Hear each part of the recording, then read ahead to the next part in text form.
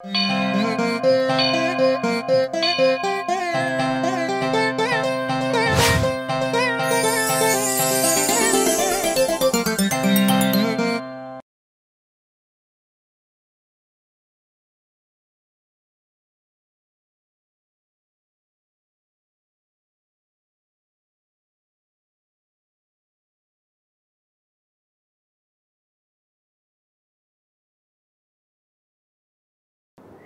ఎక్కువగా గ్రూప్ మెడిటేషన్కి నేను బాగా, ఎందుకంటే గ్రూప్ మెడిటేషన్లో ఇదే చేస్తాను. ఆర్ట్ చక్రాన్ని ఓపెన్ చేసి, ఆర్ట్ చక్రాను మీరు ఎప్పుడైతే గుండె చప్పుడుతో ఎక్కడికి వెళ్ళినా కూడా, ఇప్పుడు మీరు ఈ పద్ధతి ద్వారా ఇక్కడ గుండె చప్పుడు అవుతుంది, దాని ద్వారా ఏమవుతుంది, మీకు 30,000 సెల్స్ ఉన్నాయి బాడీలో, ఇది మన హీలింగ్ సెల్స్.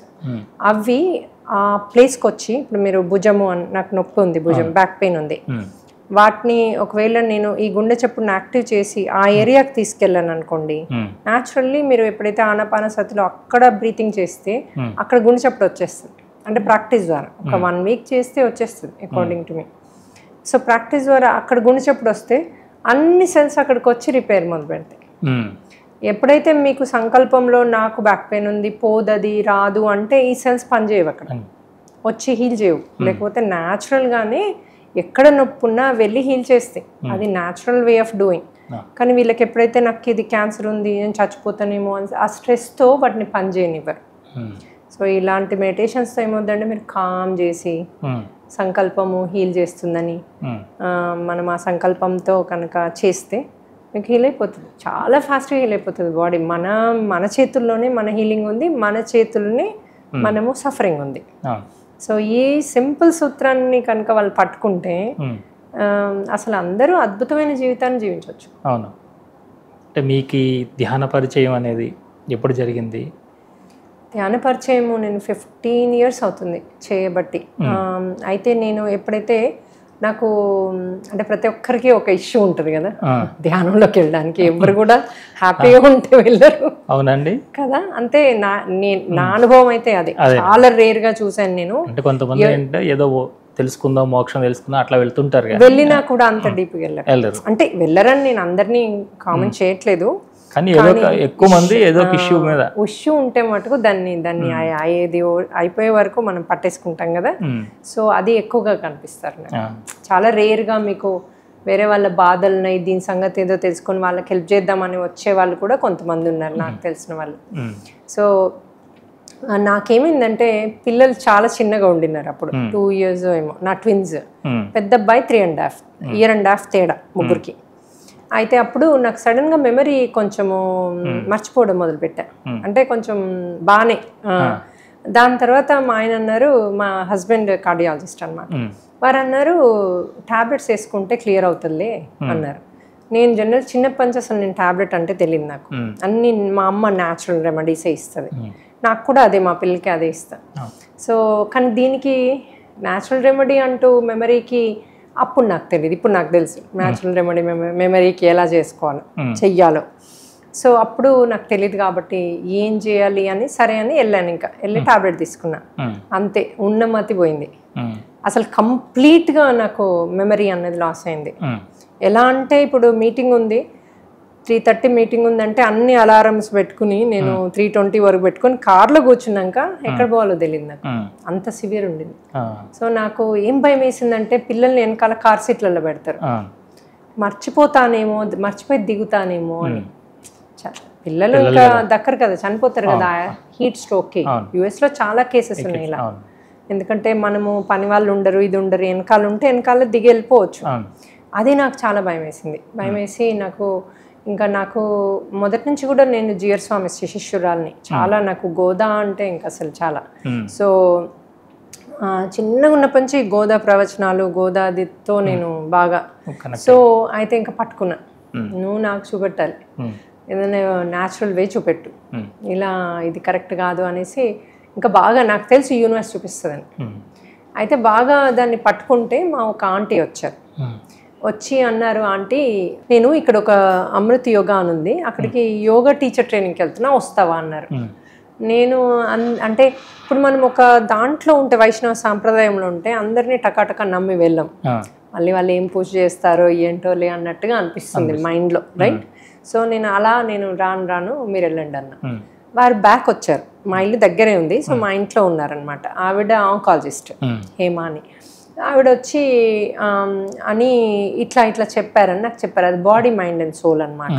పూర్తి ఆత్మ జ్ఞానము ప్లస్ మనలో వైబ్రేషన్స్ ఇంక్రీజ్ చేయడానికి పాటలు పాడతారు, అన్ని డ్రమ్స్ అని ఇదని, మళ్ళీ సత్సంగ్, అట్లా డే అంతా మార్నింగ్ నుంచి నైట్ వరకు. ఆ యోగా కూడా ఎలా అంటే ఆ నొప్పిలోకి బ్రీత్ అవ్వడము, ఆ నొప్పిని జడ్జి చేయకపోవడము, అట్లా చాలా బాగా చెప్పారు వాళ్ళు. అంటే ఒక పోజ్ని లాంగర్ ఎట్లా ఉంచవచ్చు అని. అది చెప్పాక నేను చాలా ఇంప్రెస్ అయ్యా. అరే ఇదేదో బాగుంది అనేసి ఇంకా ఆ రోజు నుంచి వాళ్ళకి ఏ ప్రోగ్రామ్స్ ఉన్నా పోవడం, వీకెండ్ వెళ్ళేదాన్ని. అయితే ఒకరోజు అక్కడ ఉన్న గురువు అమృత్ దేశాయ్ గారికి చెప్పాను నేను, నాకు ఈ ఇష్యూ ఉంది అని. వారు అన్నారు, అరే నెక్స్ట్ మంత్ యోగ నిద్ర అని ఉంది మెడిటేషన్ క్యాంపు, అది 4 days ఏమో జనరల్గా, 10 days ఏమో టీచర్ ట్రైనింగ్ ఉంది, నువ్వు ఏదైనా తీసుకోవచ్చు అన్నారు. అది నీకు హెల్ప్ అవుతుంది అన్నారు. ఇంకా నేను దాన్ని పట్టేసుకున్నా, అమ్మ అని అది రిజిస్టర్ చేసుకున్నా. అప్పటి వరకు పార్ట్నర్ యోగా అని ఇంకా కొన్ని క్లాసెస్ అట్లా అటెండ్ అవుతూ వెళ్ళా. అప్పుడు ఏమైంది, నాకు ఆ పర్టికులర్ యోగ నిద్రలో వాళ్ళు మార్నింగ్ 5:30 AM నుంచి యోగా నుంచి స్టార్ట్ అవుతే నైట్ 11 వరకు టీచింగ్ ఉంటుంది. మధ్యలో 2 hours బ్రేక్ ఉంటుంది. Breakfast time, lunch time. Lunch heavy అయ్యాక మనకి ఇమీడియట్గా, కానీ ఆ లంచ్ అయ్యాక కూడా 1.5 hour అట్లా మళ్ళీ క్లాస్ స్టార్ట్ చేస్తారు. యోగ నిద్ర చేపారు. యోగ నిద్ర మనకి 7 to 8 times per day చేపిస్తారు. అంటే 30 minutes 40 minutes ఆఫ్ మెడిటేషన్ కంటిన్యూస్గా నైట్ వరకు. సో 3rd day ఏమైంది, నాకు పొద్దున యోగా చేశాక నేను జనరల్లీ స్నానం చేసి వెళ్తాను. ఇప్పుడు 2 hours బ్రేక్ ఎందుకు ఇస్తారంటే కొంతమంది స్నానం చేయని వాళ్ళు ఆ టైంలో చేస్తారు, బ్రేక్ఫాస్ట్ టైంలో. ఇంకోటి మాకు మౌనంలో ఉండాలి మధ్యాహ్నం వరకు. ఆ బ్రేక్ఫాస్ట్ అయ్యాక కూడా 2 hours చెట్లను అలుముకోవడము, లేకపోతే భూమితో అనుసంధానం, అట్లా మేము ఎవరితో మాట్లాడకుండా మేము, అంటే అదొక 5-10 acres ఉందన్నమాట వాటర్ పైన. సో వాటర్ని చూస్తూ గేజింగ్ అట్లా మాకు చెప్పేవారు, ఎవరితో మాట్లాడదు. సో ఆ 3rd day ఏమైంది, నాకు ఇట్లాగే వచ్చి యోగా చేశాక నాకు completely out of the body experience అయింది. That was the best experience I could say. So నా సోల్ బయటకు వచ్చేసింది. పైనుంచి అందరినీ చూస్తున్నా నేను, నా బాడీ కనబడుతుంది కానీ నాకు జ్ఞానం లేదు అప్పుడు. అది అవుట్ ఆఫ్ ద బాడీ. అప్పుడు జ్ఞానం ఉంటే ఏ చంద్రమండలానికి వెళ్ళిపోయేదాన్ని. సో జ్ఞానం లేదు అప్పుడు నాకు. లేక నేను పైనుంచి చూస్తున్నా, నాకు అది పైనుంచి చూస్తున్నా అని కూడా తెలీదు. సో బాడీ లేవడానికి రావట్లేదు, అది క్లారిటీ. సో పక్కన మా ఆంటీ ఇంకా అప్పుడే లెగిసారు. లెగిసి ఆవిడ మ్యాట్ని రోల్ చేసుకుంటున్నారు. ఆవిడని అడిగాను నేను, నాకు హెల్ప్ చేస్తారా అని. ఆవిడ అసలు పట్టించుకోలేదు నన్ను, రోల్ చేసి వెళ్ళిపోయారు. ఇంకొక 2 ఉన్నారు, వాళ్ళని అడిగా. ఎవరిని అడిగినా మళ్ళీ కొంచెం దూరం ఉన్న వాళ్ళని కూడా అడగగలుగుతున్నా, అది కూడా నేను రియలైజ్ అవ్వలే. సో ఎవ్వరు నన్ను అసలు చూడలేదు, నా వంక చూడలేదు, నన్ను పట్టించుకోలేదు, అందరు వెళ్ళిపోయారు. నాకేంటి, అరే నేను లెగు రావట్లేదు, సరేలే 2 hours ఉంటుంది టైము, అవన్నీ జ్ఞానం ఉంది. నెక్స్ట్ టైం వద్దు ఏంటి అని. సో ఆ పిక్చర్ ఉంది, ఒక గురువు పిక్చర్. ఇప్పుడు మా గురువు గారి గురువు పిక్చర్ అది, అమృత్ దేశాయ్ గారిది, ఎవరైతే వారికి నేర్పించారో. ఆ పిక్చర్ నాకు ఉల్టా కనబడుతుంది. కానీ కనబడుతుంది, కానీ నేను దాన్ని కూడా అంత, అంటే ఎందుకు కనబడుతుంది అన్న క్వశ్చన్ నాకు అప్పుడు రాలేదు. తర్వాత రియలైజ్ అయ్యా నేను.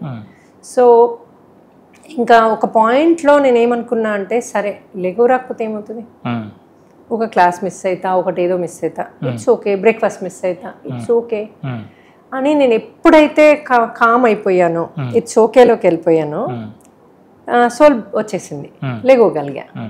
నేను లెగిసి బయటకు వచ్చాక ఆంటీని అడిగా, మీరు ఎందుకు నాకు హెల్ప్ చేయలేదు, నేను అడిగా కదా. ఏ లేదు, నువ్వు డీప్ మెడిటేషన్లో ఉన్నావు, అందుకని నేను డిస్టర్బ్ చేయదలుచుకోలేదు, నువ్వు నన్ను ఏమి అడగలేదు అన్నారు. నువ్వు అసలు కంప్లీట్గా అచేతనంగా పడి ఉన్నావు అన్నారు, అంటే పడుకుని ఉన్నావు అన్నారు. అంటే నేను, అరే ఇదేంట్రా బాబు ఇట్లా అంటారని ఇంకొక 3 అడిగా వెళ్ళి, నాకు క్యూరియాసిటీ వచ్చింది ఇదేంటి అని. 3 కూడా అడగలేదు, నువ్వు నన్ను, your like in a deep state అన్నారు. ఇంకా మాకు సత్సంగం అయినప్పుడు గురువుని అడిగా, ఇదేంటి నాకు ఇలాంటి సంఘటన జరిగింది అంటే, వారు అన్నారు నువ్వు out of the body experience అయ్యావు అన్నారు.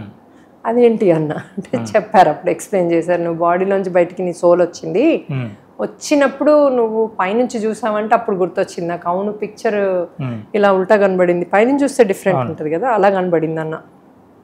అంటే అప్పుడు వారు ఇలాంటి ఎక్స్పీరియన్సెస్ అందరికీ అవ్వవు, నువ్వు ఏ జన్మలో అయితే ఎక్కడి వరకు అయితే నీ సాధన ఆపావో అక్కడి నుంచి ఇప్పుడు కంటిన్యూ అవుతుంది నీకు అని ఆయన చెప్పారు నాకు. నాకు తెలియదు అది.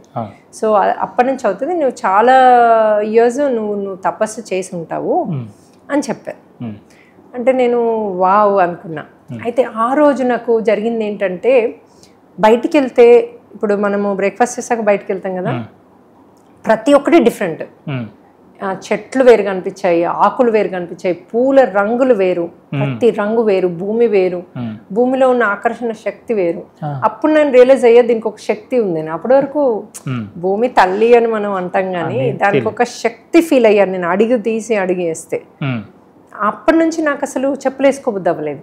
చాలా థింగ్స్ నేను ఆటోమేటిక్గా ఎక్స్పీరియన్స్ అయ్యాక నా బాడీ నన్ను అలాగే చేయమని చెప్పింది, అలాగే చేసుకుంటూ పోయాను నేను. సో అట్లా ఈవెన్ నేను ఎప్పుడైతే ఆ 10 days అయ్యాక బయటకు వచ్చా కదా, ప్రతి ఒక్క బోర్డు కాదు, ప్రతి ఒక్క స్టోర్ కాదు, దానిలో ఉన్న డీపర్ మీనింగ్ అర్థం అవ్వడం స్టార్ట్ చేసింది. అదొక లోగో అని, దానిలో ఒక ఈ మీనింగ్తో ఆ పేరు పెట్టారని. అట్లా నాకు ఇక్కడ అరే ఈ స్టోర్ ఉందా, అంతకుముందు ఎప్పుడు చూడలే అక్కడ స్టోర్ ఉన్నట్టు, అరే ఇక్కడ గ్యాస్ స్టేషన్ ఉంది అంటూ నేను ఒక ఆశ్చర్యంగా నా లైఫ్ లీడ్ చేశాను అనమాట అప్పటి నుంచి. అరే ఇది అని. ఇంకా ఇంటికి వెళ్ళాక ఒకటి ఏం రియలైజ్ అయ్యా అంటే, నాలో అసలు ఒకలాంటి ప్రశాంతత, దేనికి నాకు రియాక్షన్ ఎప్పుడూ లేదు. నేను ఎప్పుడైనా కూడా కోపం నాకు రాదు, ఎప్పుడు పిల్లల మీద షౌట్ చేయడము ఎప్పుడూ లేదు నాకు అది. సో హస్బెండ్తో అయినా ఏదన్నా అంటే కామ్గా ఊరుకుంటాను. సో ఎదుటి వాళ్ళు నా మీద అరిచినా నేను కామ్గా ఊరుకుంటా, అది నా తత్వం. సో ఈసారి ఏమైంది, అట్లాగే ఇంకా ప్రశాంతత, అసలు ఎంత కూల్ అంటే అరే ఇలాంటి లైఫ్ కూడా లీడ్ చేయొచ్చా అన్నది నాకు అంతవరకు తెలియదు. నాకు ఒకలాంటి ఏది చూసినా కూడా హ్యాపీనెస్, కూల్. సో తర్వాత అర్థమైంది ఏంటంటే, నాకు అది ఎన్లైటన్మెంట్ అయ్యింది అన్నది నాకు తర్వాత అర్థమైంది. అది నాకు ఆ స్థితి అది అని కూడా తెలీదు మనకి, అది అనుభవం. సో అది మా పిల్లలు అన్నారు, వాళ్ళు ఎంత 3.5, 2.5 ఊరికే మాట్లాడుతున్నారు అప్పుడే. మా పెద్దవాడు అన్నాడు, అమ్మ నువ్వు ఆశ్రమాన్ని ఇంటికి తెచ్చావన్నాడు. మా చిన్నపిల్ల అన్నారు, ఏంటి నువ్వు యోగాని తెచ్చావు ఇంటికి అన్నారు. అంటే వాళ్ళకి యోగా అంటే ప్రశాంతత అని తెలుసు కదా. సో అలా అన్నారు. నేను అనుకున్నా ఇల్లంతా ఒకలాంటి ప్రేమతత్వం, ఒకలాంటి ప్రశాంతత. అప్పుడు అనిపించింది, నేను ఒక్కదాన్ని చేంజ్ అయితే ఇన్ని థింగ్స్ ఎలా చేంజ్ అయ్యి, అంటే నేనే నా ఇంట్లో అన్ని ఇంత కియాస్ చేసేది, అంటే ఇంత ప్రశాంతతను భంగపరిచేది నేనా అని నాకు ఒక క్వశ్చన్ వచ్చింది ఇన్సైడ్. మళ్ళీ తర్వాత అర్థమైంది ఏంటంటే, ఒక్క వ్యక్తి, ఒక్క మంచి మంచి వ్యక్తి ఇల్లునంతా మార్చగలడు. ఎలాగో ఒక్కరు ప్రశాంతతను తీసేయగలరు, ఒక్కరు ప్రశాంతతను చేయగలరు. ఆ రోజు నుంచి ప్రతి ఒక్కరు నాతో ప్రేమగా ఉండడం, ఎవరెవరైతే అంత రిలేషన్, యావరేజ్ ఉన్న రిలేషన్ కాదు, ప్రతి ఒక్కరి ఆటోమేటిక్గా నాతో అద్భుతమైన రిలేషన్స్. ఇంకా దాని తర్వాత ఇంకా నేను మళ్ళీ నాకు ఒక స్టేజ్లో దాన్ని పడిపోవడం కూడా చూపించారు నాకు.